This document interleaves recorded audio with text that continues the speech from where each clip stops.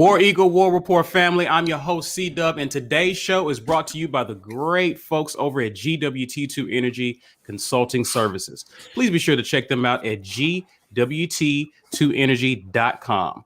The weekend tailgate starts right now. You are now listening to the unmistakable sound of the War Report. Weekend Tailgate. It's your boy. Ike Jones. Be real. C-Dub. Mike G. Get ready.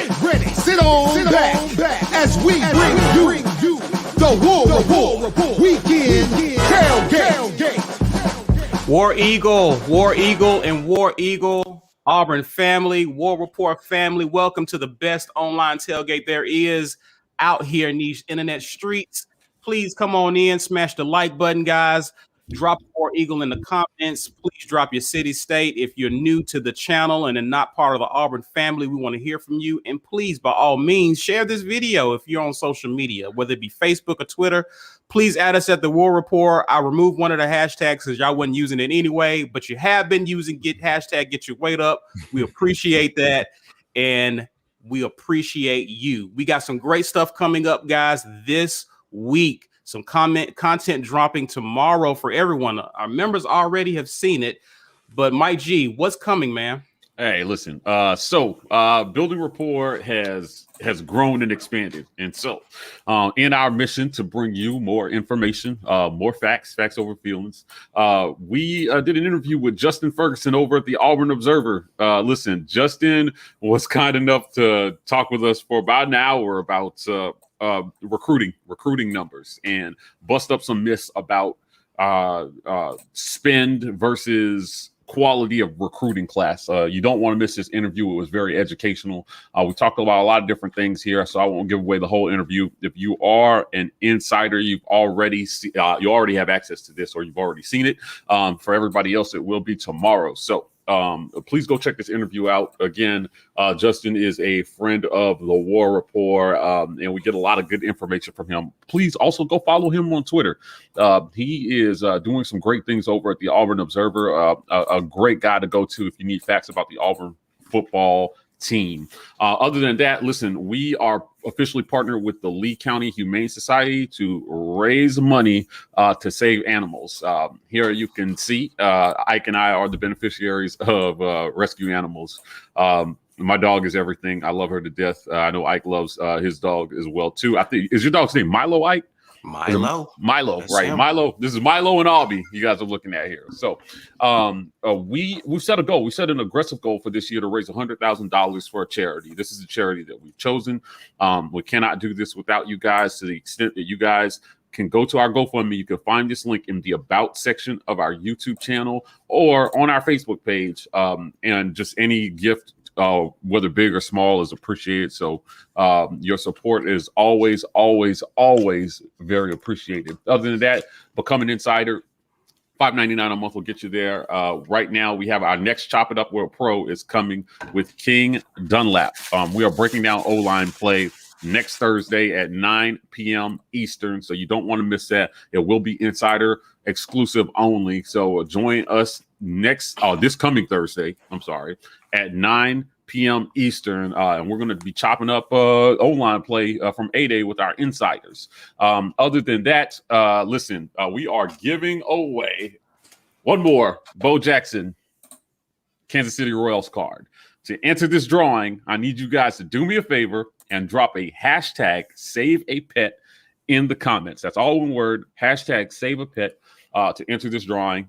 You have to be present at the end of the broadcast to win, and we will be drawing at the 1 hour mark. So hashtag save a pet in the comments if you want to enter that. To get that, we'll be mailing that out to our lucky winners. This comes courtesy of Dirt Road Outfitters. That's our man, Risk No Reward. He is a great community member, and his eBay store is Dirt Road Outfitters. So you can go check them out on eBay. He's got some interesting stuff there. And that's it. That's all I got, brother. And shout out to everyone in the comments. We see you, Walt. That's hilarious, your comment there. We see a bunch of you guys in the comments. We see y'all dropping Save a Pet. Y'all trying to get that card. I like that. I like that. Hopefully some of you guys who've gotten real close will win one this time. Shout out to a bunch of people. Groundworks, we see you, man. Appreciate you for dropping some love in the comments for us. TJ, we see you. Gabrielle, we see you. Philip Martin, we see you. A bunch of you guys here. Jonathan, Lance, Monterio, too many to name. Good to see y'all on this lovely Sunday, and happy Memorial Day weekend to everyone. Yeah, man, for real, especially. Man. So it's a holiday, so hopefully everyone is being safe and enjoying friends and family. And thanks for kicking it with us as well, man. So, fellas, how are y'all doing? All right. Man, other than this congestion I'm fighting back, I'm doing all right. So it's allergy season. Yeah. So, well, let's talk about it, man. Let's go ahead and get into the show. A lot has kind of slowed down with the transfer portal, even though I don't think we're done with the portal.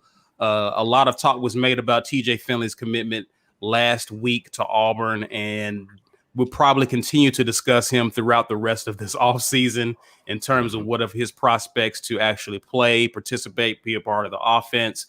But I do want to talk about something that a lot of people may not be privy to or aware of. Pro Football Focus basically did its SEC preview, and it ended up ranking the teams in the SEC. And you'll be interested to find where Auburn falls in that. And I think this is going to be a good source of discussion for us today. So according to the Pro Football Focus for 2021, this is where it's ranking the SEC teams. So you see Auburn is right there, 6th in the conference. And I believe, if I'm not mistaken, guys, you can correct me if I'm wrong, we actually finished somewhere around 6th last year, right? Somewhere in there. I do know that A&M, LSU, Florida, Georgia, Alabama finished ahead of us. So this is kind of right where they have us again in 2021. Behind us is Kentucky, Missouri at 8, Tennessee at 9, Arkansas. Now, of course, this is not an Ole Miss channel, but if we want to be salty about number 6, we could be worse. We could be Ole Miss. They have to be in their feelings about being ranked 11th. But we'll talk more about that. Mississippi State is 12, South Carolina 13, and of course, Vandy shouldn't be complaining about being last because that's traditionally where they have been. Fellas, I want to talk to you guys because this article speaks very positively about Auburn's defense. And the way this article works is that it lists each team in numerical order and then gives a few paragraph statements about why they feel this team is where they've ranked them. And they spoke very well about our secondary and our defense being a team strength. But they have some concerns about our offense, and they pretty much have Auburn at 7-5 this year with very little chance to get to the SEC championship, much less winning it. So my question for you gentlemen, as well as for those of us who are in the comments, I want to know, will Auburn finish higher than 6th in the conference? Now, there's a person on our show who's been adamant about a certain record with Auburn, and that would be you, B. Will. You ain't trying to hear the 7-5 nonsense. No. You've been a 9-3 guy, and you've maintained that throughout the offseason. Talk to me why Pro Football Focus has it wrong here. What Pro Football Focus has done to start is, I think we talked about this before when we were talking about how any outlet makes preseason predictions. And I brought up the point, they start with, all right, who do we like? And we think that team A is better than team B. So if you automatically think Bama, Georgia, LSU, A&M, and Penn State are at the very least very, very good, then you got to say, hey, Auburn, that's a loss because we don't know what your offense looks like. And I think that's fair. I don't think that's unfair. I think a little bit of that is living off of reputation and maybe not actually what's going on with those teams, respectively. For example, you give Jimbo, you give him the assumption that, hey, you had a great season last year. And hey, because you were able to turn that program around and be competitive with Alabama, somehow that's the crown jewel in their hat for last year. We only lost by 3 possessions to the team that was the best team in the nation. That's nothing. I don't care. That's not a win. You lost. That was your chance to be great, and you lost. So in a year where a lot of people were worse than they should have been, I do think COVID affected last year. Don't get me wrong. I don't think that's a complete excuse because everybody had the same handicap. But I do think it was a win for Jimbo too. Didn't they not play Ole Miss last year? Am I confusing that? There's one team that they just didn't play. They were supposed to. I think COVID. I think there was maybe a game they were supposed to play and they got canceled or something. Right. I think that was Ole Miss, but don't quote me on that. We'll have to check. That was a very good year. So they're saying, hey, you turned that team around from what it was with Sumlin. So we're going to say that you lost your quarterback, you lost most of your offensive line, and you know what? You're still going to be better than Auburn. I don't buy that. I don't buy that Jimbo is a better team, that A&M is a better team next year because Jimbo did a good job over the last 3 years. Like, these are assumptions that they make. And I also don't buy that everything is right at Florida or LSU because they've got some question marks they have to answer. I do think Dan Mullen's kind of getting the same thing. You are a very good coach. Look what you did with the guy who was on the bench when you got there. And you turned that into an unstoppable offense. That's who gave Bama the biggest run for their money last year. You played very well against the best team of the nation with very good guys and one great guy. So you are great as a coach, and he is. But listen, man, you just lost your quarterback.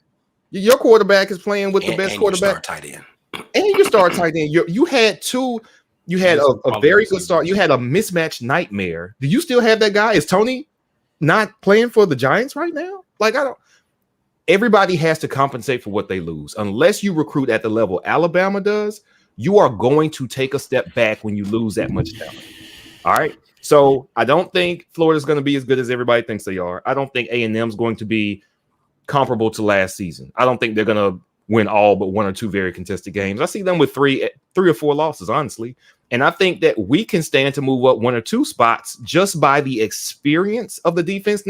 We've been recruiting great on defense for years, and we've got some 5-star young guys. I think the transfers that we're getting who have redshirted and played and been productive for years, that is a bigger get to me than a defensive line and linebacker position full of 5-star talent. And I think that we can stifle and frustrate our way to some very ugly wins that nobody's going to give us credit for. So I think it's completely possible that we, of course, I've been saying 9-3 forever, 9-3. And now I'm even more confident because we got a quarterback that, in case the one we have doesn't do what we want him to do, we got somebody else we can go to. So, like, you're not getting it. Somebody else is on the roster and in the quarterback room who does get it, who is going to stay in the pocket and make the read and make the throw. And now we can just enough offense. A&M last year, what they were last year, with the quarterback transfer that we just picked up, we can be that team this year. That is completely possible. And that's why I say 9-3. So, I'm sorry. What is the end result of this diatribe? Is this list right or wrong? No, I just said that we can sneak up. I said I was justifying my 9-3 by saying I don't think the people above us are necessarily going to be better than us because they're getting some nods off of reputation, off of the last year's performance. And I don't think Florida's going to be that good. I don't think A&M is going to be that good. I think we can be better than both those teams because like they gave us credit for, our defense is going to be very, very good. I'm trying hard not to say elite because we haven't seen it yet. But still, man, I am expecting even more from the defense than I did when the last season ended. So 9-3 to me sounds reasonable. I was reaching. I was definitely reaching, but I had faith. But now I'm not reaching anymore. 9-3 is a real thing. Okay. So Auburn will finish higher. Auburn will finish higher than 6th in according to B's estimation. I think we will finish higher than 6, and I don't think we would lose more than 4 games. I still expect 9-3, but if all the possibilities, I don't think we lose more than 4 with a defense that does what we think it can do. Talk to me, Ike. What you got? Is this list?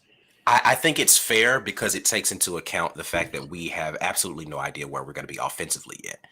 You know, around 7 wins without being able to accurately predict the offense, I think is fair. To be Will's point, it does concede some of the people in front of us are as good as they expect them to be, mostly off of talent and coaching, not off of what they've done productivity-wise on the field. Honestly, that's even including Alabama, right? Like, Alabama's lost a lot of talent, and they have a lot of talent coming up, but do you know that they're ready to go in there and be the unstoppable juggernaut they've been consistently? We don't know that yet, right? But doing the forecast, you have a lot of unknowns out there. I don't think it's unfair to put us at 6 right now. I do think Ole Miss is way too low, and I do think LSU is too high.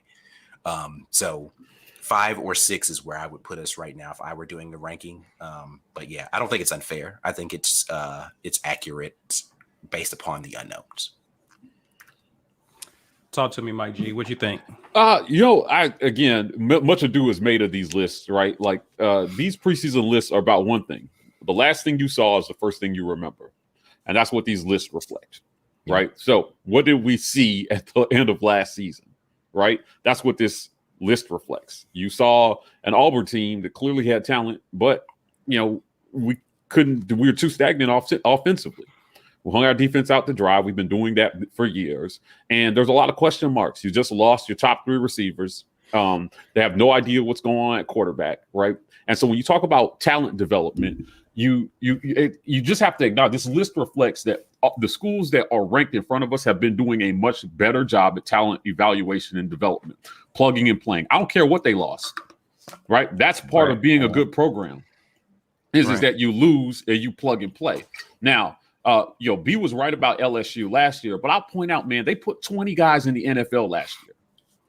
20 guys, right? And they lost 31 people total off that championship team. That's the most attrition we've ever seen for a returning national champion, or second most. It's up there. But they lost a lot of people. That's how good they've been doing evaluating talent, right? Their only crutch will be inexperience, but you can't really look at their record and say they're not doing a good job evaluating their guys. I got in an argument with somebody about whether the third string quarterback technically on the LSU roster is better than our starter. And I would say the way we've been evaluating talent, I don't think you can argue that there's a possibility that the third string at some of these other schools might be better than our starters offensively. Right? I mean, Joe Burrow was third string in somebody's quarterback room. So was Mac Jones. Right? So if those guys have a better pipeline to their starting positions than we do, our problem has always been that we're okay, but we're 1 deep at positions that matter. The schools ranked in front of us presumably are 2 to 3 deep at a lot of these positions. Mm-hmm. So while Texas A&M does lose a lot, all we've seen is a steady increase in their production, which culminated in a 1-loss all-SEC schedule last year. Florida, same thing too. I mean, they're not missing at quarterback. Offensively, I mean, what they did against Bama was pretty incredible. For a one-dimensional offense with no run game, they went in there and they went toe-to-toe as much as they could have offensively and lost that game by 6 points. Mm-hmm. So whoever their next guy at quarterback is going to be, I already expect that guy to be at least serviceable. It doesn't mean that they won't take a step back. But they have, even in all that they lost, these teams of losing, they have less question marks than we do. I expect us to be good defensively. But we got a lot of damn question marks. Because to your point, we haven't seen it. Right. We've seen it. We got the tape on what they're doing in terms of developing. Now, this year, we have to get something on tape in terms of what we're building. Because the 8 years prior show a lot of inconsistencies. Now, defensively, we've been more consistent, but the problem is that we just leave them hanging out to dry too much.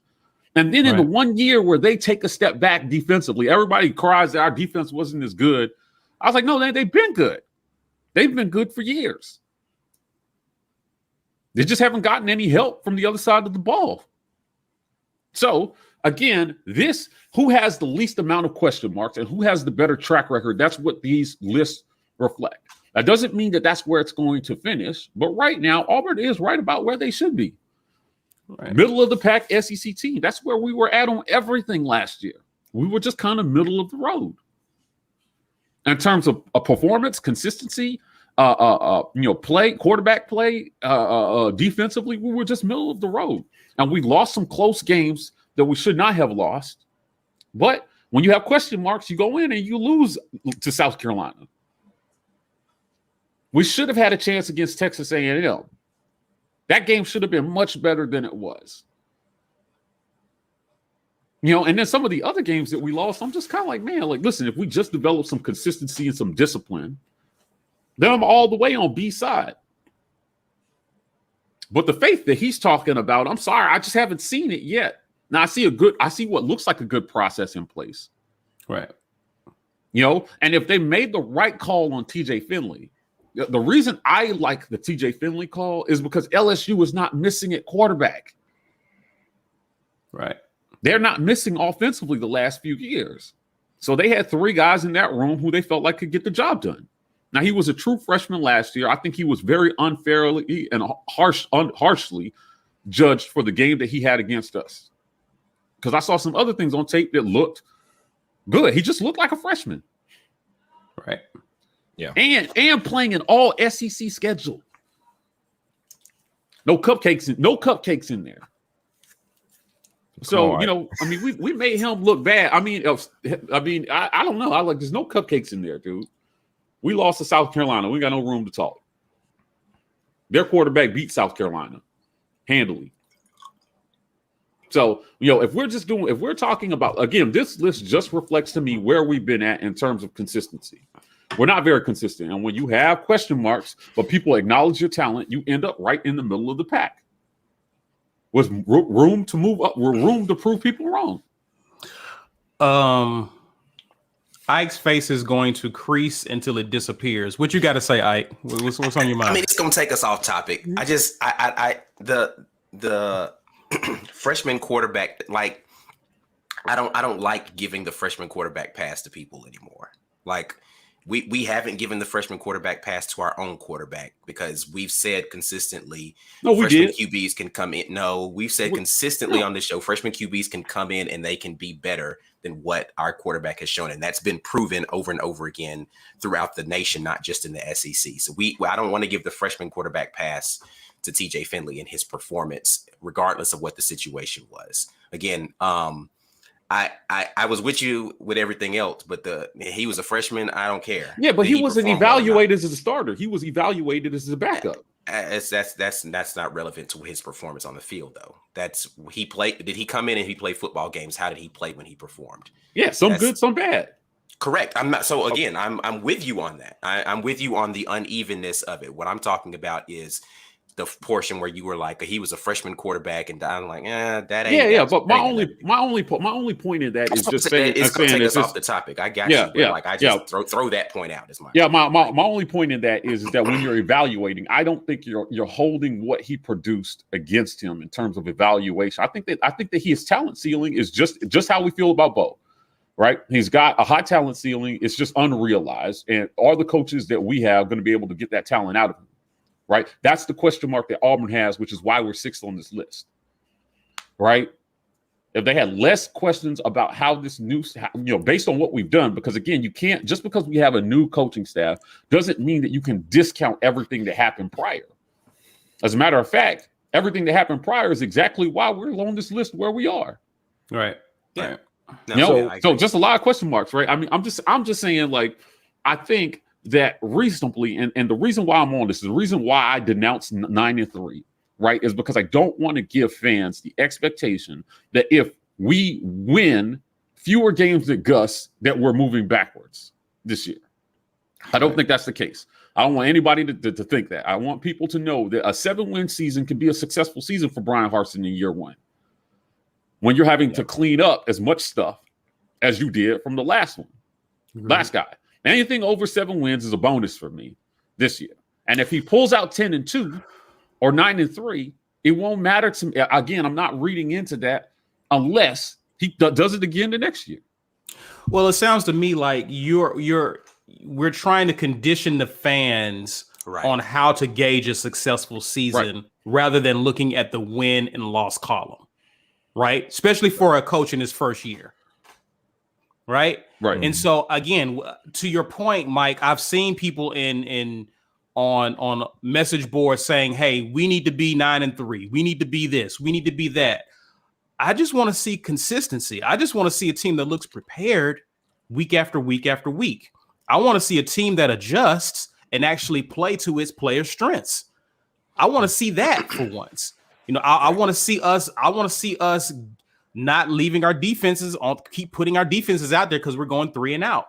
And we're not adjusting to what we're seeing. Like, I want to see us win the time of possession. Like, I want to see those types of things. To me, that signals improvement from where we were last year. Will it translate into a 9-win season? Maybe. Maybe not.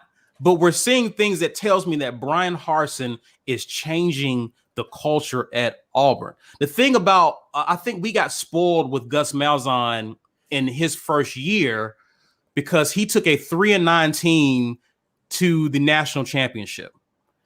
And what people fail to forget, that Gus Malzahn was only a year removed from that team. Right. And we talked to Josh Pate in an interview that you guys should definitely check out that we did a few weeks back. In Malzahn's system, Malzahn did the thinking. The players did what they were told, and they played fast.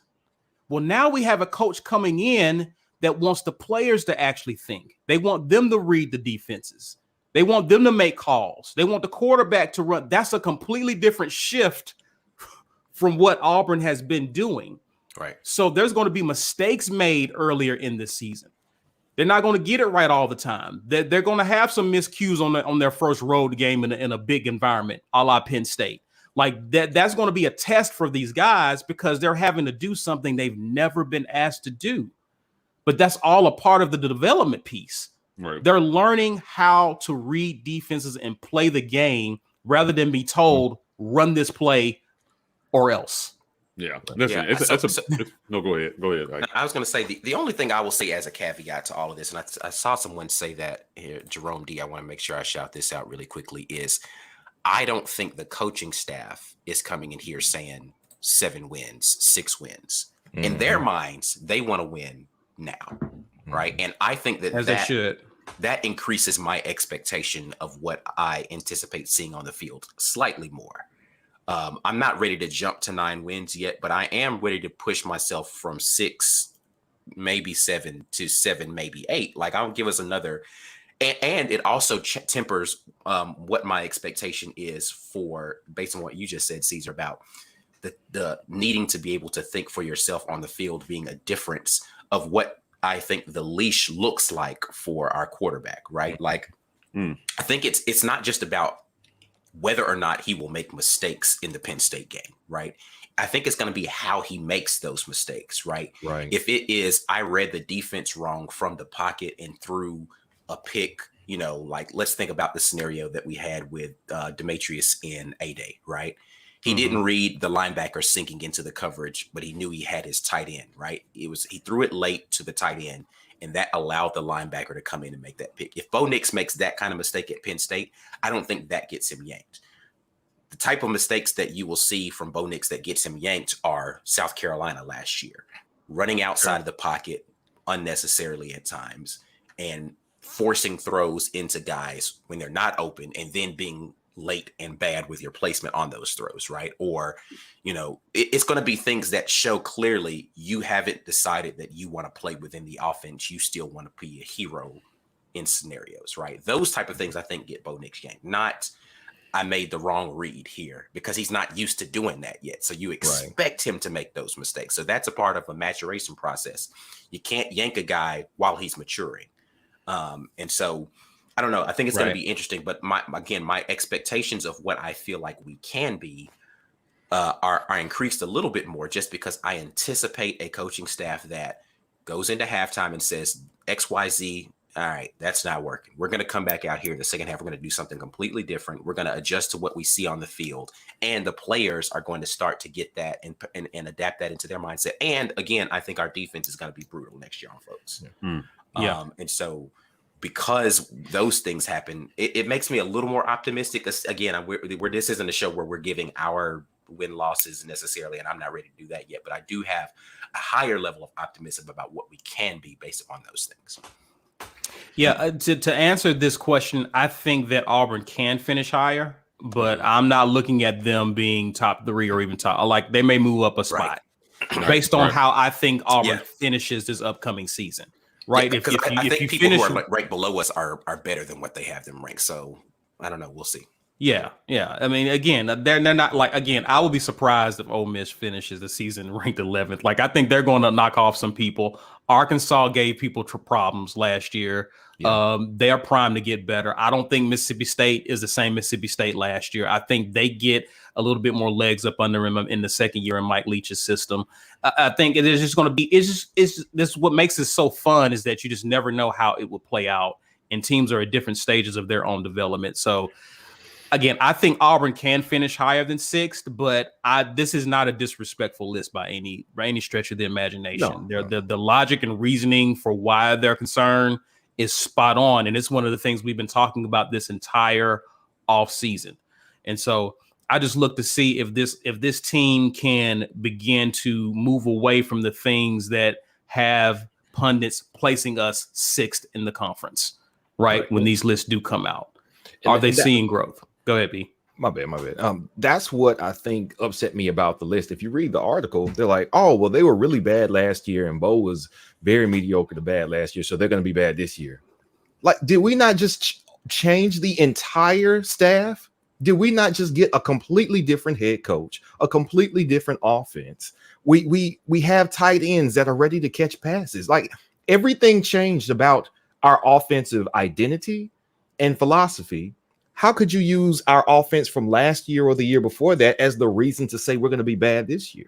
Because they haven't seen the new offense. And I understand that, but I'm not going to say, hey, Ike, you're in a new house. Well, I don't know. It still takes 45 minutes to get to your house. No, I'm not in the same place. Why would you assume the same things? Even if you assume the it's actually a really good analogy. I like that. I'm an analogy guy. I like that analogy. Yeah. But I changed positions. You can't tell me how long it's going to take me to get to my desk. I like that, sir. You're welcome, man. It's for free. For everybody. That's for free. That's quality right there, sir. Yeah. But so the other side. Don't pump his head up like that. Thank you. My bad. Now I'm trying to come up with an analogy every time I start talking about anything now.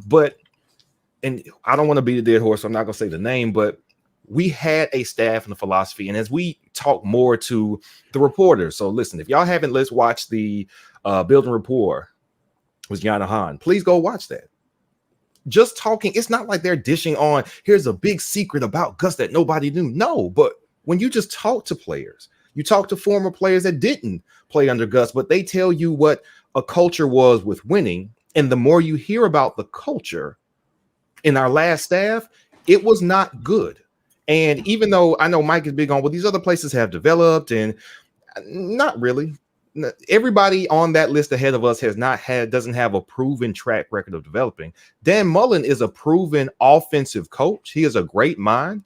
Dak Prescott would be the feather in his cap that nobody can argue with. Kyle Trask, Pitts, and Kadarius Toney were all in the recruitment. They were all at Florida before he got there. He didn't get those guys.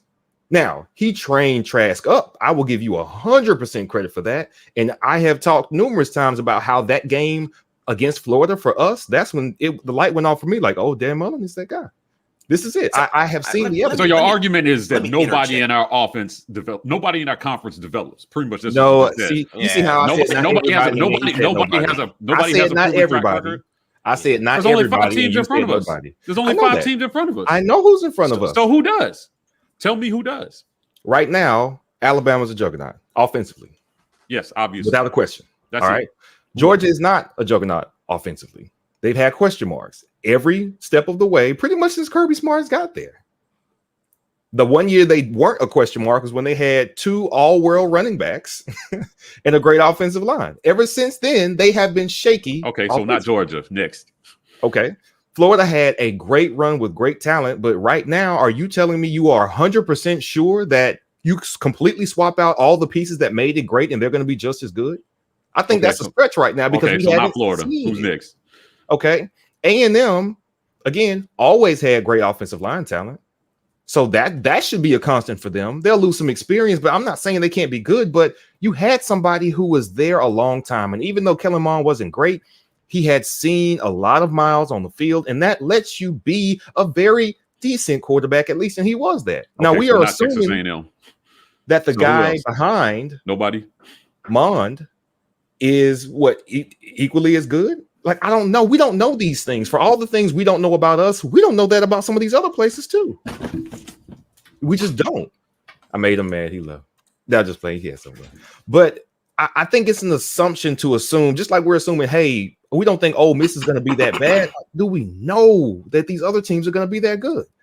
Georgia had apparently, what's his name at the starting quarterback? I can't remember his name. Is it Daniels? JT Daniels. JT Daniels. He had a great A-Day. JT Daniels had a great A-Day. And they were all excited because he threw it all over the field. I mean, but do we know, though? I thought they were going to be all world. But the bar is not no question marks, though. I'm trying to just figure out what you're arguing. You're arguing because you're arguing that they have a better they have a better track record with players than we have had the last 8 years. Evaluating and putting a product on the field. I agree with you. So this list just reflects that. It's really that simple. Who are we saying has a better track record than the five teams ranked in front of us? Tell me who has been good at Georgia at quarterback that they've evaluated well and put on the field. Not necessarily. You guys are narrowing it down to quarterback. No, I'm just but saying. That's where our question marks are. Offensively, overall. Okay, wide receiver. Who's been great at Georgia outside of the running back room? I'll give you Georgia B, but I'm gonna disagree with you with Dan Mullen as well as Jimbo. I'm gonna disagree with you there. Yeah, I think the jury's still out on Jimbo. I disagree on Dan Mullen. Again, I never said Dan Mullen wasn't that guy as far as a coach. I'm saying you still have to be the coach and get the guy. You can't make something out of nothing.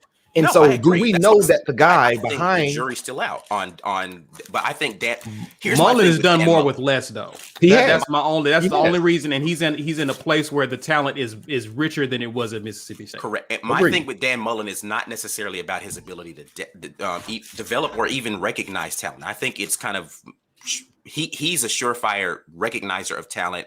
My thing about Dan Mullen is his ability to put talent in a position to be maximized. He's a great play designer and caller, and that's going to make even mediocre talent look better, right? And so I don't question him. Jimbo Fisher, the jury's still out on that. I'm sorry, I wasn't convinced at Florida State. I'm still not convinced here whether or not he's an elite guy when it comes to developing outside of the quarterback position. I think he's a great developer of quarterbacks. Whether or not he can do it consistently with the talent around that quarterback, that's still in question to me.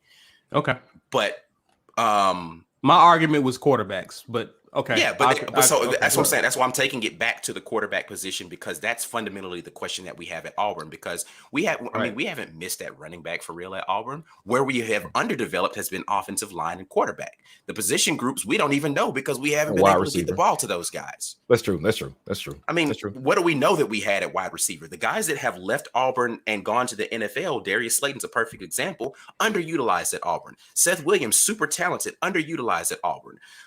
Anthony Schwartz, super talented, underutilized at Auburn. It's not that we don't have skill position guys. It's that we haven't been able to put those guys in the optimal position to be effective for Auburn, because the offensive line has been very much under-recruited and very much underdeveloped. The quarterback position has been decently recruited, very much underdeveloped. That has been the place where we have failed miserably in our offensive strategy, is being able to put those two places, which are the linchpins of an offense, in the right positions. Right. So my point is that based on what you just said, that's part of putting guys in a position to use their talent as part of the development piece. And I just think that all the 5 teams ranked in front of us have been doing a better job at that than us. It's really that simple. I disagree on Georgia. I mean, okay, but the bar for me is not elite or bust.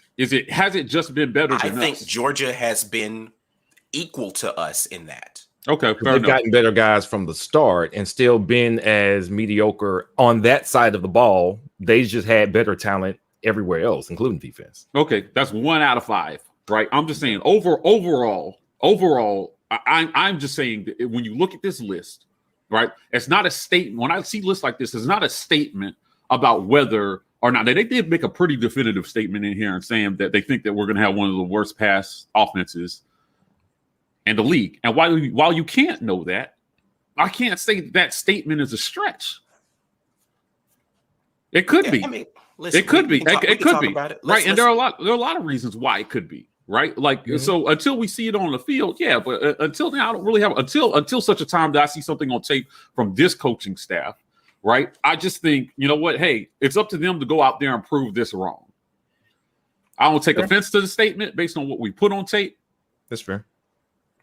You know, and I can't say whether they're right or wrong either. I think that there is potential because it's not like we're talentless. I think that is the thing. When people read these statements, a lot of people we don't have talent, right? And based on what I just said, it's really about system, right? Mm-hmm. I mean, I agree with 100% about putting your guy, about Dan Mullen, you know, maybe, you know, his strength is putting guys in the best position to use their talents, which we have not. We haven't even been confident that the best guy is winning the starting job. Right. On offense half the time. That's true. So when A-Day rolls around, we want to see 5 quarterbacks play. Right. And then when we didn't get a quarterback competition, everybody was really disappointed. Yeah. So now what we're hoping is we're crossing that bridge where we can start to at least accept, right, and believe that the basic talent evaluation isn't being missed. Because I'm not sure that it wasn't before with the last staff. You know, and their track record proves it. I mean, it's sometimes it's hard. It's hard to separate these statements, right? Especially in a year where we're bringing in a brand new coaching staff. Yeah. Right. And they're trying to discount, you know, as fans, we want to believe that we're wiping the slate clean. When these lists are made, they don't give you that pass. Right. Yeah. Because you put all this other stuff on tape. And Hartson has to live with it. Right. It's up to him if his system works. He'll be able to prove a lot of this wrong. I'm looking forward to him doing as much. But for right now, this is where we're at. Yep. You know, and I would not overreact to any negative assessments of Auburn. Right? Because one of the best feelings is going back to read these articles after they get proven wrong. Facts. Yeah. Facts. Right? Indeed. After you make a definitive statement like we're going to have one of the worst pass offenses. We'll get there. We'll get there. Listen, shows like this exist to hold those people accountable for what they said. We're not going to let you move on to writing the next thing when you said something like that. Now, I'm not willing to say whether we're going to be good or bad. But if you're going to put it out there like that, I'm definitely going to come revisit it and make sure everybody remembers what you wrote. I don't know. Apparently, the person who wrote this for Pro Football Focus, you know, apparently she's akin to Miss Cleo because you can see the future. I'm not saying that we will or won't. I'm just saying, hey, listen, man, I get that our ranking just acknowledges how many question marks we have and the questions they have about our coach's ability to be able to address those question marks. Every team has question marks. To Brian's point, like all these teams have question marks, right? And these lists are how well do we think the coaches are going to be able to address the question marks that they have? Right. Now, you called it right on LSU last year. Okay. I still think they've been doing an excellent job recruiting and evaluating talent. But I discounted how much they lost. In my mind, I had just not realized it. In hindsight, you go back and you're like, man, 20 guys on 14 draft picks and 6 free agents. That's a lot of talent to go out the door all at once. That's very unlucky to have that much talent. Right? Not to mention the opt-outs. That's just the guys who went to the league. If you count the opt-outs, guys like Jamar Chase, who didn't go pro, was he the first receiver taken in the draft? It's a lot of talent not to have for your quarterbacks to throw to. So they haven't been, to me, they just have, based on what I'm seeing on the field, they haven't been missing as much. I'm not saying that they don't miss it all. They just haven't been missing as much as we have. You know, and our draft performance is indicative of that. Right? You know, I think that the scouts are seeing that too. I mean, our receiver said that they had to prove to the NFL execs that they knew how to run more than 3 routes because that's all we put on tape. Mm-hmm. Wow. That sucks for those guys. Yeah. Harsin's got to do a better job of making evaluations like this, right, a non-thing in the future. Like, after this year, no writer should be able to come back and write something like this. Yeah. That's a step forward. Time will tell. And we see a lot of you guys commenting, and we appreciate y'all commenting. Let's get to some before we get to the midway point of the show. Shout out to Jonathan Harris. We appreciate you, sir. If we can go 7-5, that's a win. I like that this staff is trying to find the right guys, not necessarily the quote unquote best guys. Forget stars, or for less of a word, who can do what's required at a high level and consistently. I agree 100%. B, did you have a one you wanted to grab? Yeah, because I like this point right here. If, as players, is that bulletin board material for you? The coaches put that up and say, listen, they think you're going to be terrible, Bo. They think you're going to be terrible, that TJ Finley's going to be jockeying for your position at some point because you're going to be terrible. Wide receivers, they don't trust any of y'all. Offensive line, y'all were terrible. They think y'all are going to be terrible. Tank's the only person in here worth the scholarship. The rest of y'all are terrible. That's what they think of y'all. This does happen, but it depends on the coach. It depends on the coach. Some coaches, I'm sure, kind of take that as, you know what? Don't listen to the press. Don't listen to any of that. I'm going to set this bar for you. I'm telling you you're terrible in practice. I'm challenging you. Like what they say what Bill Belichick does. Bill Belichick, you could beat somebody by 21 one week, and then when you get to practice on Monday, it's like, yeah, you guys are all right, but look at this thing. And they said Bill will put up the one thing that you missed on during the game because that's your standard. Now, I still believe that they can prove some people wrong with this because best believe, and this is, again, I think we were underdeveloping. We know we were underperforming on the field. Just take away that shackle. And what do you have? You have guys who are talented, who came here expecting to produce and compete, and they had somebody at the head of the train that was holding them back. What if you take that away? You take away that hindrance, and you got a guy that says, listen, all of y'all can be better than what you've been, and I'm going to show you how. I don't think you can quantify that. Now, that could be true other places too, and I understand that, which is why what our preseason expectations are for the entirety of college football is almost never the same after the season, because, hey, a lot of stuff changed. You don't know what was going on behind the scenes. But what we do know is that here we were sorely held back by the man at the top. I've said this on other shows. I think removing that is a win. Removing that system is a win. Taking away the guy who I'm going to think for you. Yeah, but you thought wrong, and now we're getting whooped up and down the field. Take that away. That's a win. And you've got a lot of talented kids who have ideas of what they want to be in the future. They see our guys going 6th round and 5th round. Like, no, I want it better than that. I came here for better than that. I'm at camp talking to Odell Beckham about my game. You think I want to go 6th round? He's complimenting me on my game. Of course, this is Kenyon. We saw an article about Kenyon talking about how he was training in the offseason. I don't think Elijah Kenyon's okay coming here to go 7th round and 6th round. I think all of them are seeing the ceiling lifted on them as far as what their potential is here. And I think they've got a lot of proof. And I think these lists just go a long way to help do that, help motivate them. And hopefully we've got a coaching staff that is setting a high bar and motivating them as well. Got a question for you guys. Ace Ventura, where do y'all think our 21 defense compares to the 19 defense that held LSU's O in check? Man, to be determined. This defense is going to be good, especially the back part of the defense. But what made that 19 defense so special to me was the actual D line. There were very little question marks up front, and I think because of this new defense, this 3-4, the linebacker play, secondary play is going to be heavily dependent upon what these guys are able to do up front. If we can stop the run and get them in obvious passing downs, this defense has what it takes to be tremendously special.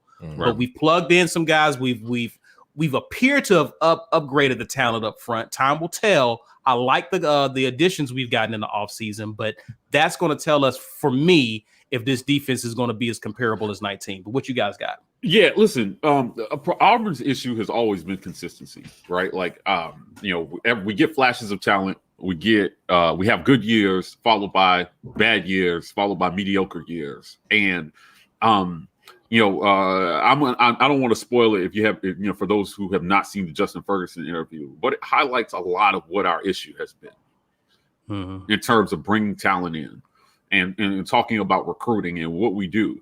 So in the 21 years I've been watching Auburn football, right? I was in school the year that we opened up with USC in Jordan-Hare, first game of the season.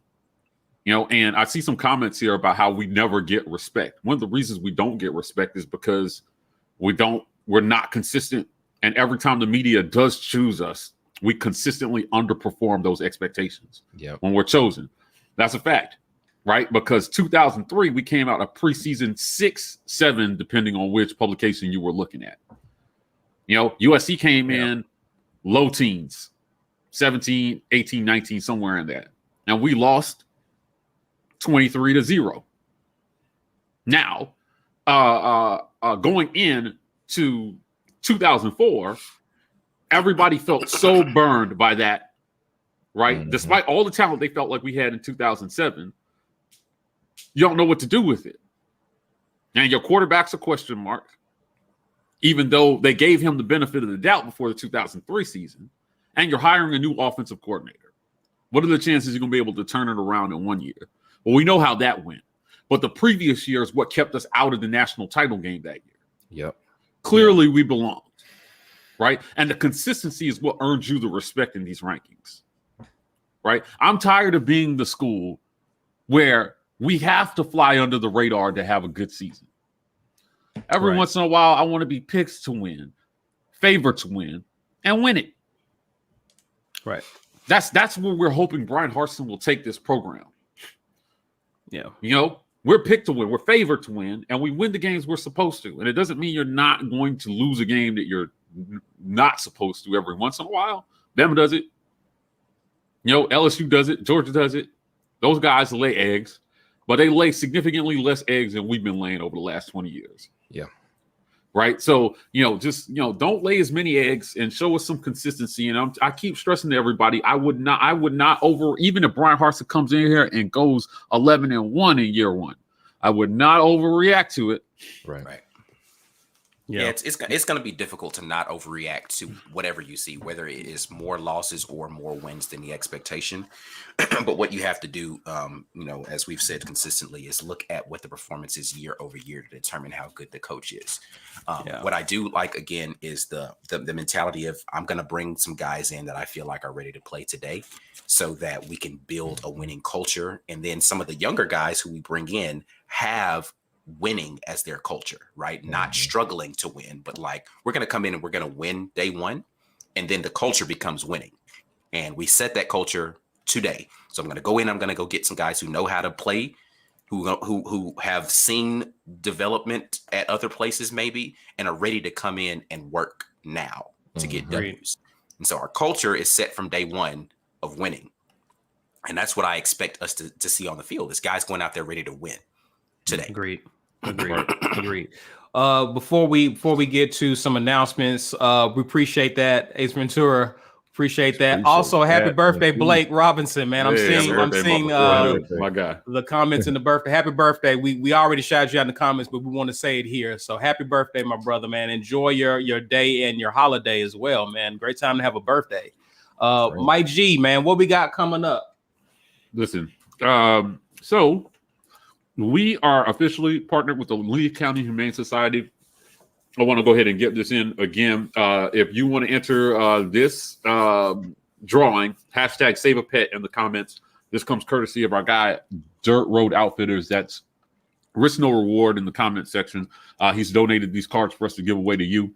And we're giving them away with hashtag Save a Pet because we are partnered with the Humane Society. We've set an aggressive goal this year of $100,000 to raise for a good cause. We believe in what they're doing. Their mission is a righteous one. We just want to put some good out in the world. This is how we've chosen to do it. So you can find the link to donate in the About section of our YouTube channel. I can't stress enough. Every dollar you guys donate goes to a good cause and to helping us grow our platform so that we can continue to bring you more of the content that you love. So Please go donate. We are putting those dollars into better and more content for you. When you guys see these building report segments that are coming, you'll understand what I'm saying here. Other than that, become an insider. A lot of the content that we're adding will be insider exclusive, including our Chop It Up with the Pro coming with King Dunlap here on Thursday at 9 p.m. Eastern. So we're breaking down O-line play from 8A. So we're going to go back and relook at the past plays from 8A and see how our O-line, what the things that they're trying to do with the O-line, how those guys are improving and what they still need to work on. King Dunlap, 9-year NFL vet, will be joining us to talk about it. And then lastly, our interview with Justin Ferguson, I referenced it a few times when we're talking about these lists and rankings. The things that we debate, there are numbers behind it. And I love Justin because he's a numbers guy, right? And so we chop it up here and there about just what do the numbers mean for Auburn, right? We've had an average number 9 recruiting class over the last 10 years. What has that translated to for Auburn? What would that mean for all the schools who have been doing something better or similar to what we've been doing, right? The correlation is very important in understanding the trajectory of the program. Justin gave us a little bit of his time to talk about it. So please go check that interview out. It debuts tomorrow at 10 a.m. Eastern for all our subscriptions, and it is already live for insiders. All right. Well, let's get it. Let me just throw out there, my bad, C. We haven't teased it, but JG Tate Wednesday is. Oh yeah, that's right. That's right, the man. Yeah, the Commodore is joining us Wednesday for the War Room. Yes, indeed. So you guys definitely don't want to miss that. It's always fun when JG comes on the show. Bring your drinks. Yeah. Because he will definitely be bringing his. All right. So hang out with us there. So let's go ahead and get into the second part of this article that I want to talk about. Mike kind of alluded to it. Pro Football Focus had a lot to say as to why they personally felt why Auburn would be winning 7 games, why they had them 6 in the conference. And this was pretty much their statement in the article that we took verbatim. After showing love to members of our secondary, after showing love to Tank, they basically said the bad news is that Auburn will likely have one of the worst passing offenses in the SEC this year. Their top 3 wide receivers from that group all took off for the NFL too, leaving quarterback Bo Nix, who owns a middling 66.2 passing grade for his career, with no proven options to throw to. And here you see below the SEC ranking, the odds to appear in the conference championship, the win probability, and the projected win total below. But those are some pretty strong statements about Bo Nix, according to Pro Football Focus. So the question, gentlemen, that I want to pose is, do you believe that Auburn will be among the worst passing offenses in the SEC this upcoming season? I'm going to hand it off to talk to me, Ike. For the record, one of the worst. Let's define worst. Is that bottom third? So I'd say bottom third. Yeah, bottom third. So what's a third of 14 then? We got is it the worst? What? Let me look at this real quick. So Vandy is gonna be down there, right? Like, all right, let's look at this list. South Carolina's gonna be down there. Okay. You think Kentucky's gonna be down there? Kentucky? Yes, always. Kentucky will be worse than us.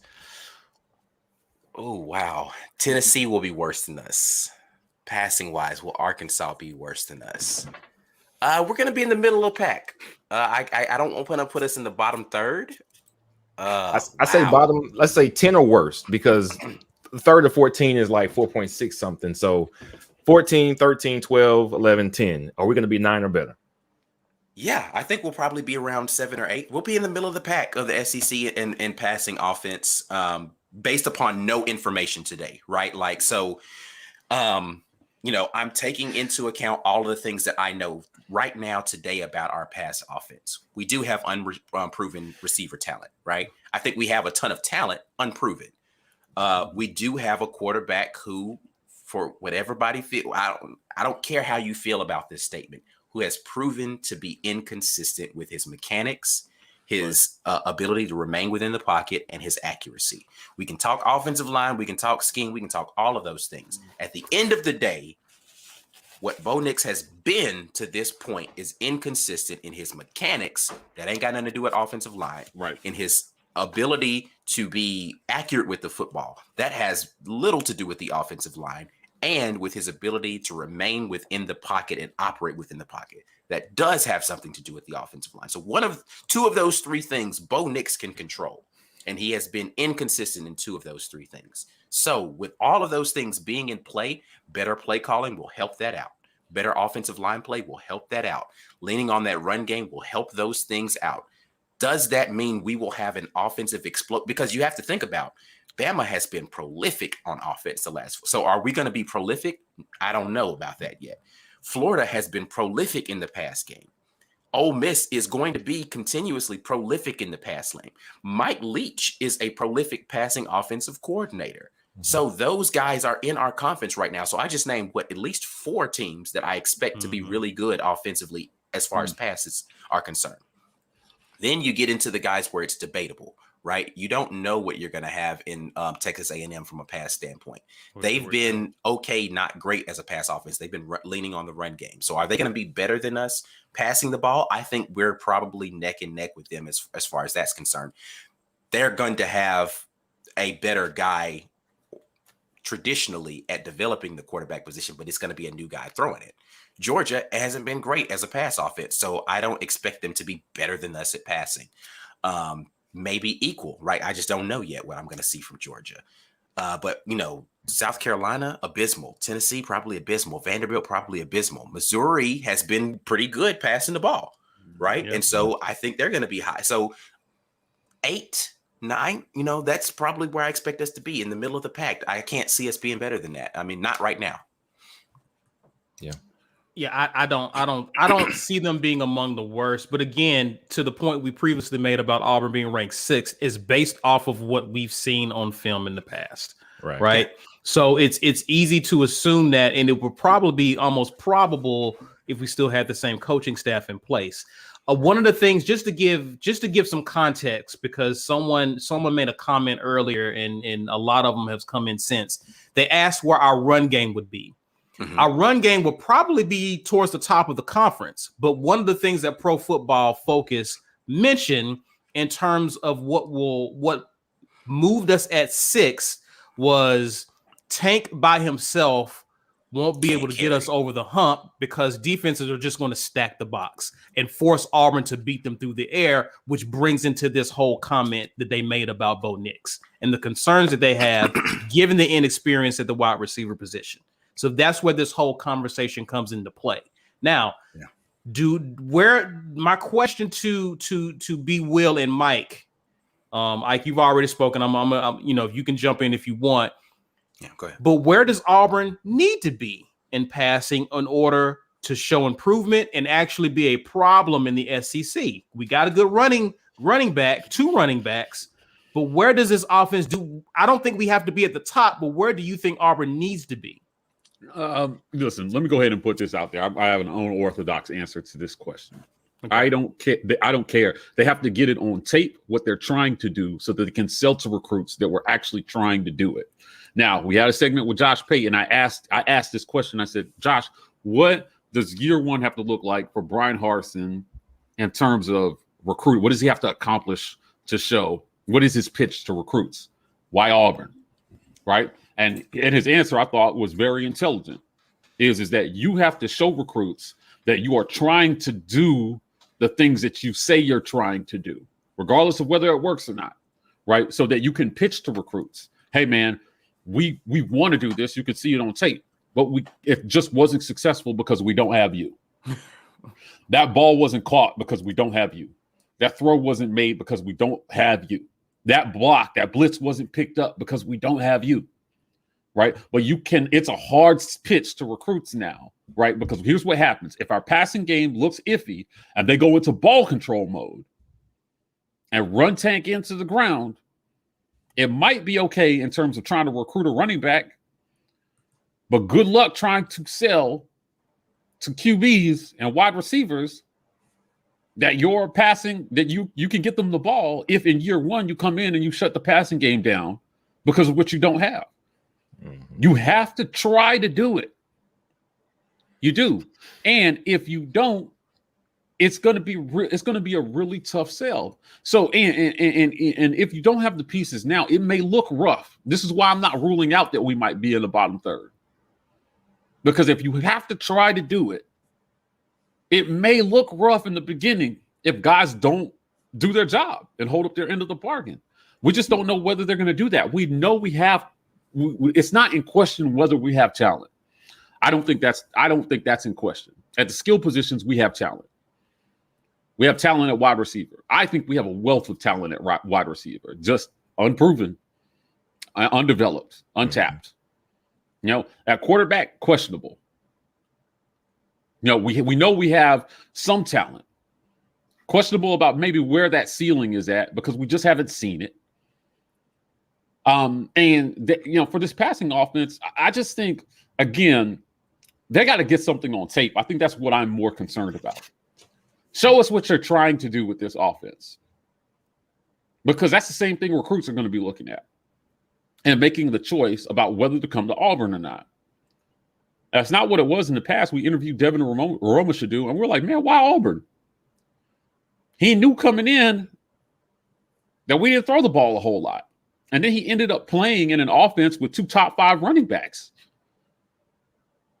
So it was tough. And now limited opportunities are tough for kids, right? It's hard to get limited opportunities at the ball, especially when you can't trust that the coaches are putting the right guys on the field to begin with, right? So offensively, I don't think it's a stretch that we might finish in the bottom third. But the other question I asked Josh Pate was about how difficult is this transition going to be? He seems to think it's going to be pretty difficult. You know, and I'll be interested to see how Brian Harsin adapts this offense to what whoever he chooses at each position does well. You know, and how much of this first season will be installation versus trying. Well, I believe they're going to be trying to win, so I don't want to say that they're not. They want to win. They're going to be trying to win the game. But at the end of the day, their long-term plan is a lot more than just what happens this season. So it could go either way, man. Listen, if the offensive line improves some over last year, they don't have to be world beaters, but if they, in a better scheme, if they understand their assignments and they give our quarterbacks a little bit more time than they were able to give them last year, and then the quarterbacks get their ball out of the scheme gets the quarterbacks to get the ball out of their hands a little faster. Those two things combined will equal a lot of improvement for us offensively. A tiny bit more time to throw. I think just the second of those two, honestly, like right, I don't yeah, think just the second of those two makes our offense 10 times better. Better than last year. Yeah, because the offensive line, like, again, the offensive line was much maligned last year. They weren't as bad as you guys are. Like, they had an impossible task for how long some of these routes were being required to develop before. It was bad. It was obvious passing downs, right? Yeah. So again, third and long, you're running all your routes 10 plus yards down the field, and what you have to give credit, man, to some of these SEC defenses. When it's obvious what you have to do, it's going to be well defended by most teams. Exactly. Yeah. And then what happens is the line gets to the quarterback. And because it was well defended, the quarterback has no easy checkdowns. Right. And everybody just says the line gave up a sack. Right. Man, they've been blocking for 5 seconds. Which is insane. And for reference, that's a long time. Yeah. It's an eternity. 3 seconds is a long time. Yeah. The best quarterbacks in our league had the ball out of their hand in under 2.69 seconds on average. So any offensive line deficiencies that they had were covered up by the fact that they just didn't hold on to the ball very long. But these slow developing play action plays, right? And then you have to factor in things like, is the quarterback going through his reads fast enough? Mm-hmm. Right? Because you take a long time going through your reads and nobody notices that stuff. They just see the sack at the end and think the offensive line gave up a sack, unless it's clearly obvious that the quarterback held onto the ball way too long. Yeah. Right. So decision making, when we talk about better decision making, that's going to play a lot into what kind of passing offense we have next year. The decision making from the quarterback position has to be better. The scheme has to give him options. The scheme absolutely has to give him options. So I said that in the wrong order. It starts with the scheme, and then the quarterback has to make better decisions. Right. And then hopefully the result of that is that, you know, there are some crisp passes being made. Now, whether they're caught or not is another issue, but at least we can move on to talking about the end rather than the beginning. That would be progress for Auburn. That's all I'm saying. Like, so I'm not so much concerned about where we're finished. It's just, what are we trying to do? And are they making progress toward that goal? It may look rough. The numbers may not reflect progress in year one. Yeah. That's a good point. B, what you got, man? The more we talk about scheme and the more we talk about play design, and to Mike's point, how long does this play require the quarterback to hold the ball before the wide receivers are in position to make a play or to be open, or at least where they expect to be open? What if we've got a 6'7" tight end that's 5 yards off the line of scrimmage, and he's available to make a pass? Not a difficult pass to a covered Seth Williams, not a pass to a Anthony Schwartz who you may overthrow, but what if it's an easy throw? What does his completion percentage look like if Tank leaks out on a predictable passing play? There were so much easy things that were not being done to make our offense work, that now, at the very least, because they know they're not coming into a situation, Mike Bobo and Brian Harsin, where we've got all-world offensive talent on the offensive line and quarterback, at least not practically yet, not in practice yet. They know that they've got work to do, so you make it easy for your guy. Every time JG Tate comes on, he laments how much we didn't fit the scheme to the players that we had. These are not impossible concepts to implement. We just weren't doing it. And this is part of the reason why I have so much confidence going forward that we will be at least marginally better just with new coaches. Because here is an easy outlet. You know what? You read your 1 and your 2. If you've got questions about it, I'm going to give you a 3. There was no 3 on the menu. There might not even been a 2 on the menu. There was a 1, go. Run if you don't like it.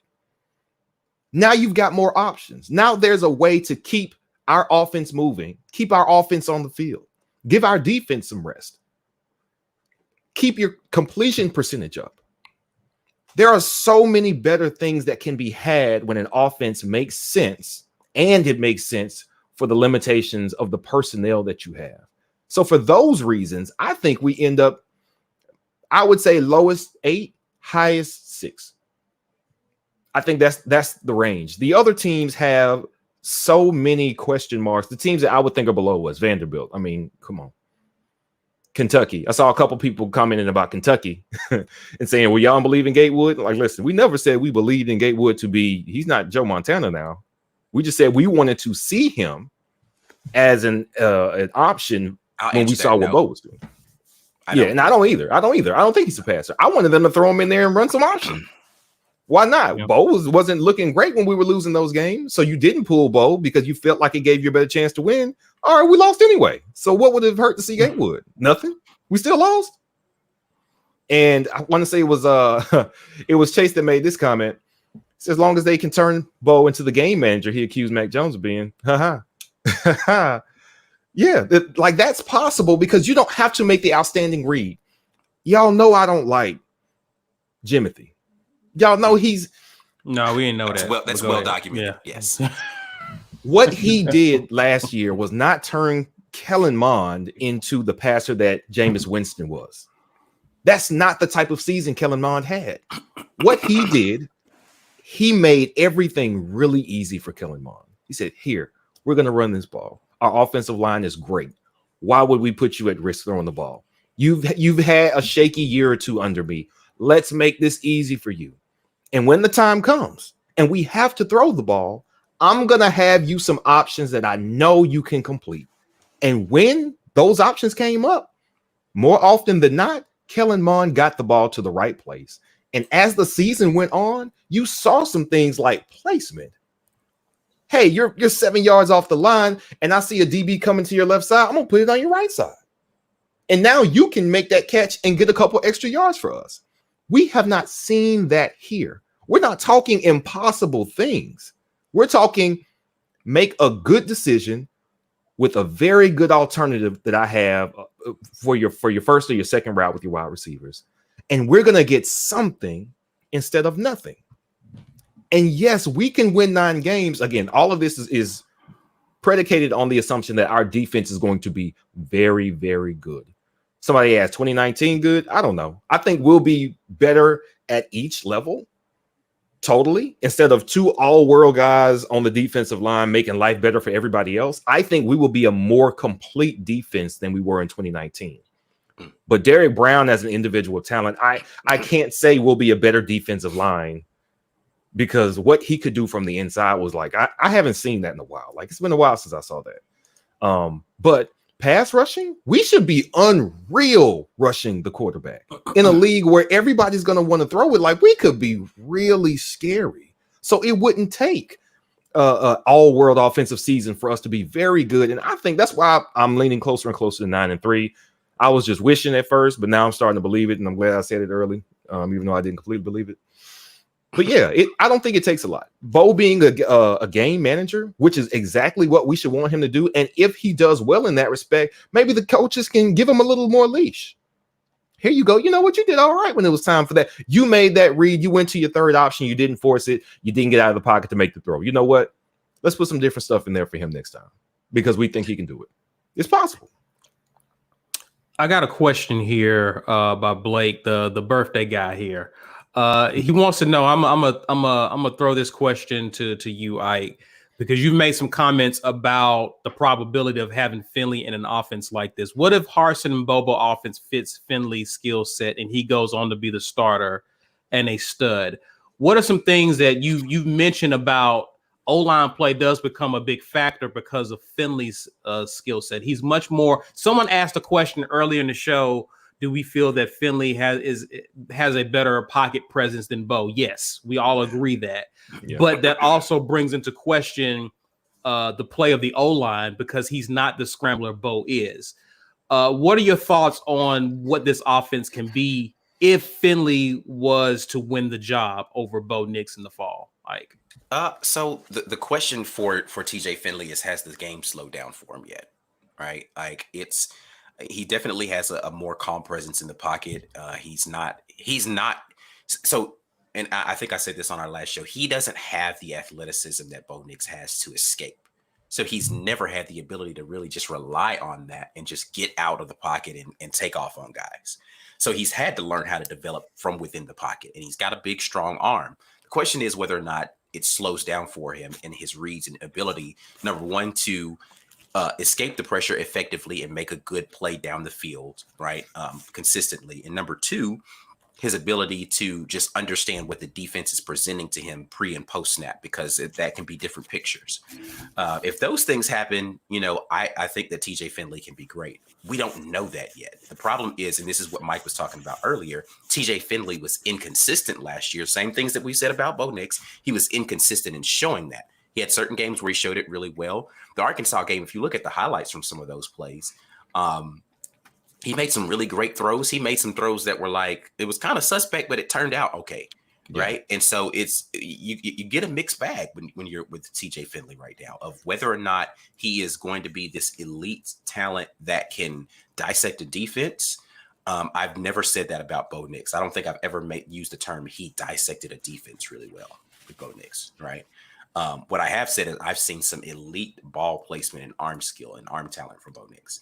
And he's a great escapability. But more to the question, what if the skill set fits better with this offense and he's a starter? Can he be a stud? Absolutely. But a lot of that is still TBD. Like we don't know. So I can't get super like, yes, TJ Finley's going to be great. I don't know yet. I have honestly no idea because I haven't seen him play a single snap behind this offensive line. Right. Not a single one.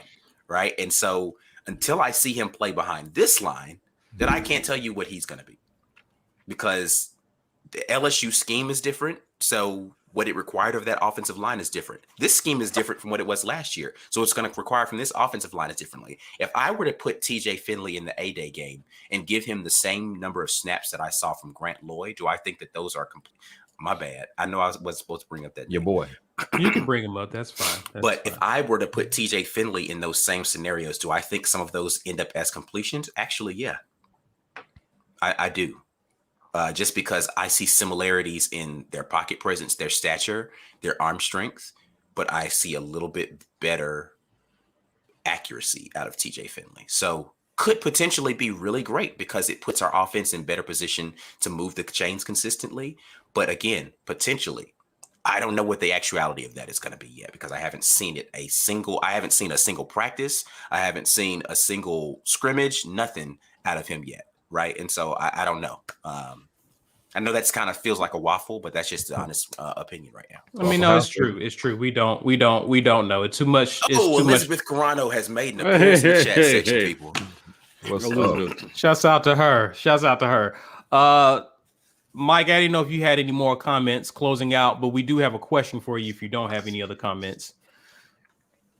The question is, when is the next film breakdown?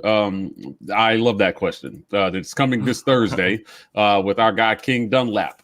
So he is going to be breaking down O-line play with us to talk about where this O-line needs to improve. And kind of in line with this conversation, right? With what Ike's saying about the O-line play and the difference between quarterbacks. We kind of saw what TJ Finley can be with rough when his O-line's having a rough day, right? Because we saw that against us, and we got to him a lot. And again, the game, I'm saying, has the game slowed down for him between year one and year two, right? They say that's usually when you see the biggest jump in any player, right? Is between first and second year. So if the game has slowed down for him and our coaching staff does a good job of understanding that, listen, people are going to test this O-line early based on last year's tape.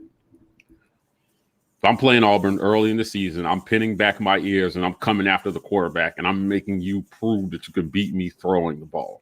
Yeah. Right.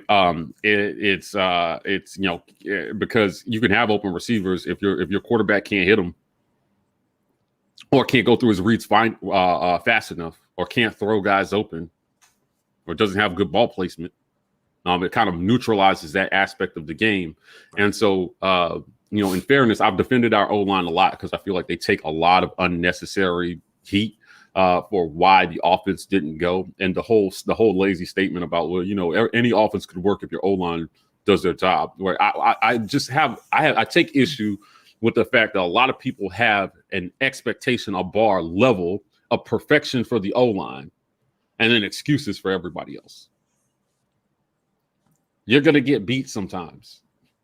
It's just the way it is, right? And when you do get beat, the scheme has to give everybody, it has to help the O-line as well, too. I think people forget that. Everybody always says that Bo suffered from no coaching or bad coaching his first 2 years. I'm like, okay, so the same thing's true for the O-line, right? Those guys suffered just as much, if not more. So cut them some slack, man. This system has to help everybody moving forward. And my feeling about the TJ Finley deal. What if TJ Finley comes in and he fits, what these coaches are trying to do? I want to see some. Gus tried to sell us for 8 years that his offense was adaptable to whatever type of quarterback that he had. Mm-hmm. I think after 8 years, we can safely say that was cap. Right. Official sources rate that statement cap. Right. So moving forward, I would like to see a system that is truly adaptable to whoever we have at quarterback, and play calling that utilizes that quarterback's strengths. And as much as we get on Bo for not staying in the pocket, I don't want to see him not use his legs at all. Right. That's a strength that he has. He should be able to use his mobility. It's after he gets out, his decision making after he gets out of the pocket. Now, there's a video circulating around the internet right now. It's hot. It's the QB school guy on YouTube breaking down Bo Nix. Mm-hmm. Right. And, he chose the Georgia game, which was a rough one. But he talks a lot about system. And, he said in one play, the first play, he's like, listen, man, there's enough blame to go around here. Here's what Bo did good. Here's what he did bad. Here's what's bad about the system. Here's what's bad about the O-line. There really was enough blame to go around. But ultimately, he falls back on system. The system didn't leave any of these guys a chance. And he says that a lot, multiple times through a 30-minute video. So the same is going to be true for Finley. The system has to give Finley a chance too. Right. Or the result will be the same. It's just going to look a little different. Because right now we have a quarterback who can escape pressure when things break down. The way that Finley is going to neutralize the rush is by getting the ball out of his hands faster. Not by running away from everybody. Right. That's not really an option for him. He's got to go through his progressions and deliver the football. And I'm telling you, I saw some NFL type throws even in his freshman year. Mm-hmm. Man, he threw some bullets. He's got an arm. Yeah, on some slants and some ends. And I was like, yo, those are NFL throws. I will say this too, Mike G, not to cut you off, but it also makes winning first and second down even more important for a quarterback like Finley, not putting him in obvious passing downs where he doesn't have the mobility to get out of there when defenses pin their ears back and rush him. Right. So again, better play calling, better ways to attack the defense will put the defense on their heels and keep them honest so he can work. Right. I missed this comment earlier, but again, when you look at that Pro Football Focus thing, like that whole thing about our passing game is not a shock to me. And the least I can say for PFF, because I love going to them for advanced statistics, is that at least they're consistent. Now, if you read the draft evaluations of our wide receivers, it was pretty clear that they had no faith in Bo. When you read, they took some, in my opinion, unnecessary shots at Bo. Right. Yeah, they're listen. evaluating wide receivers, and they're like, but the quarterback left him out. I was like, man, that's unnecessary. Yeah, I mean, listen, taking an opportunity to take a shot at a guy for no reason. For whether Schwartz, it was true or not, it was unnecessary to me. Yeah, for Schwartz and Williams, in both their evaluations, it read that a lot of production was lost from inaccurate throws from the quarterback. Right. So this position that they've taken on our passing offense is clearly based on Bo being our starter at quarterback, because they are pretty consistent in their evaluation of what he's done at quarterback. Right. They don't waffle there. So whether it's right or wrong, they clearly don't feel like Bo is the guy. Right. Yeah. I mean, I would say without a spectacular 2021, reading their draft evaluations for their draft evaluation for Bo, because he becomes draft eligible after this season, it's going to be a rough one. Yeah. And so I'm just pointing out, like, Finley has an opportunity here. He's here to play now. He's here to play now. Forget all that teamwork stuff that they saying. Like, Bo posted something on Twitter saying, hey, welcome to the Auburn family. Listen, man, don't buy any of that. No, I don't. Right. I'm telling you that right now. Everybody's like, oh, class act. I'm like, okay, yeah, cool. But, Bo is not welcoming Finley to take the number one job. That's not what's happening. Right. And Finley is coming here to do just that right now. So, while these guys can support each other and be adults and be mature about whatever decision gets made about who starts, competition means I'm coming for the number one spot. And making you better through competition means that if you're going to beat me out, you're going to have to elevate your game. You're not going to be able to do all the same stuff that you were doing. That's not good enough anymore because I'm in town. Right. And competition is not a bad thing, people. It's good. No, it's a good thing. Mm-hmm. It can be friendly, but it is also cutthroat. Because only one guy gets the starting job, man. That's it. There are limited opportunities in trying to achieve your dreams of making it to the NFL. Does not involve somebody else taking your spot and you giving it up without a fight. Yeah.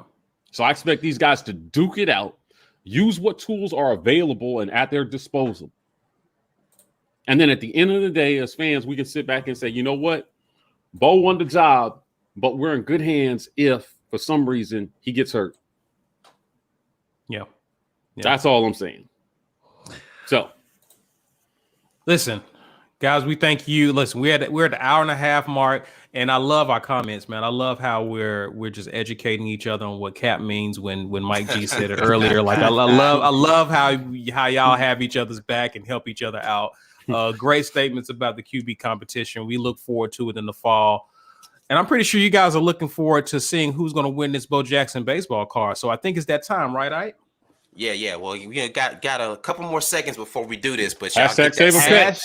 Hashtag save a pet. Someone misspelled the hashtag. That said save it. All right. So put hashtag save a pet in there so you can get your name in there. Give you 10 seconds to get your name in here before I hit this button if you want to get entered into this drawing. Shout out to Main Easy once again in the comments. I see hey, Main. What's up, man? Main Easy. All right. You are 5, 4, 3. Oh, 2, look at some last minute entries. Let's do it. Bam. See who it's going to be. I feel like Chase H today. I should be Chase.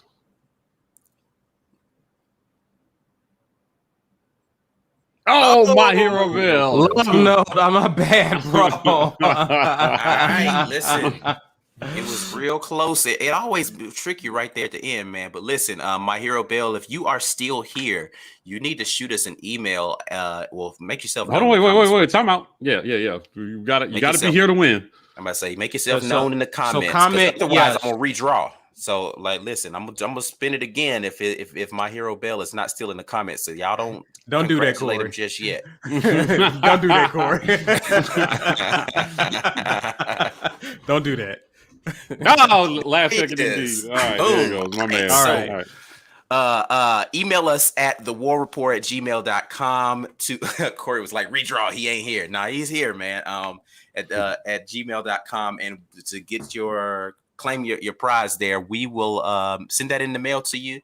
That is not cap for those of you who need to know. We actually are sending these out to people. You can see on social media, people are posting their pictures of the cars that have been sent out. Once again, thank you so much to Dirt Road Outfitters, our guy Risk No Reward, for sending those over to us. I think that's the last one that we have. We do have some other giveaways we'll be doing, though, so don't think that we are done doing giveaways.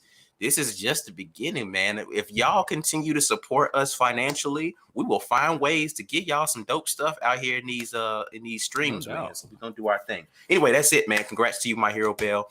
And he said, from San Diego. Shout out to you. Oh, man. All right. Nice. Always good to see someone who's not necessarily a frequent commenter be able to come in and get some stuff, man. So we appreciate all of you all in the comments, and we want to make sure we continue to share and show that love for you all for showing love to us. So peace and love. We got some dope stuff coming up, man. If you haven't caught us on the beginning or middle of the show, Mike G, tell them what we got coming up this week, bro. Listen, first and foremost, chop it up with a Pro King Dunlap O-line edition. This is our second go round at O-line. And I feel like we need it because I'm reading these comments out here on the interwebs, and a lot of you guys and us as well need some education on O-line play. So King, 9 years in the NFL, can't stress enough, amazing football mind. He's actually working with kids now, getting them ready to be that next dog offensive lineman coming to the AU. So he's going to join us on Thursday, 9 p.m. Eastern. That is exclusive to Insider. So become an Insider, $5.99 a month. We'll get you there. This is a great way to support our content and get something in return. So we appreciate all our Insider members. You guys are great. We are really building a community here. And to the extent that we continue to build our community, we'll be able to bring you guys even more content. And I think you'll be pretty happy with what that is. So please donate to our GoFundMe. You can find this link in the About section of our YouTube channel. I really appreciate everybody who's donated so far. We've raised some money so far for a good cause, but this is a cause that's near and dear to my heart, Ike's heart. You know, we have rescue animals, And we want other people to be able to share in that joy. The Lee County Humane Society is a force in Alabama and making that happen for a lot of people. So they're doing good work. We want to support them. This is the good that we've chosen to put out into the world. And last but not least, Justin Ferguson, we did an interview with him talking about numbers and recruiting. This debuts tomorrow for all the rest of our subs. If you're an insider, this is already live for you. So go check out that interview. We talk about the correlation between dollars spent and recruiting rankings and product and winning on the field. So Justin is at the Auburn Observer. Great guy. He'll be partnering with us on some segments here that we got coming in the future. And we got some other building report segments that I think everybody's going to be pretty happy with here coming up. So watch out for those interviews as our platform has grown because of the engagement that we get from you guys. People want to talk to us. And so we're bringing you more of the content that you love. Yeah. Wednesday, Listen. JG Tate. Don't forget about that. Wednesday, JG Tate, our man JG Tate, the Commodore. Look at him and all that fabulous hair. It's coming on the show Wednesday night. So come join us. It's always a good conversation when JG joins the show. Get your premium bourbon ready. Yep. And shout out to Auburn Dad. Not only does he understand what cat means, he was able to use it in a sentence correctly. Yeah. Yeah. That's what education to do for you guys. Yeah. Gotta get on TikTok. We love you too, man. We love you too. We appreciate that. But that Yes, was sir. an excellent use of the word in a sentence, man. That tells me you got it. But yeah, man, listen, guys, please be sure to share the video on social media.